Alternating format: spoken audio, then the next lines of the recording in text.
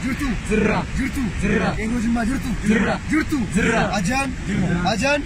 bakka numbuutu bitamtuun bakka numbuutu hidhamtoonni siyaasaa hidhamanii jiran Jawaar Mohammad Baqqalaa Garbaa Hamzaa Boranaa Abdii godinaalee aanaalee Oromiyaa keessatti sababa siyaasaa namoonni hidhamanii jiranu agadhiifaman ajjechaan Hacaaluu Hundeessaa irra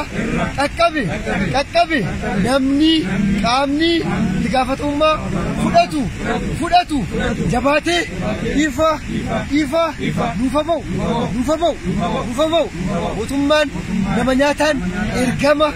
Minilik bakkaan ga'u kun nurraa haka'u Jimma bakka inni itti dhalate ta'us hojiisaa ajaa kamiinuu hin deeggaru nuti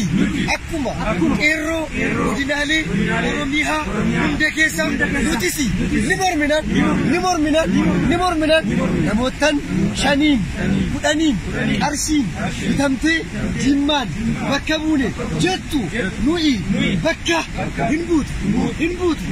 buutu irra deebiin hin beeksamna kana booddee nam tokko maqaa qeerroo Jimmaatiin umaara adda qabata taataan maqaa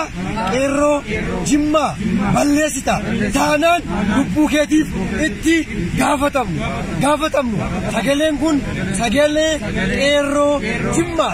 qeerroo Jimmaat biyya keenya keessatti nuti yoomiyyuu leebin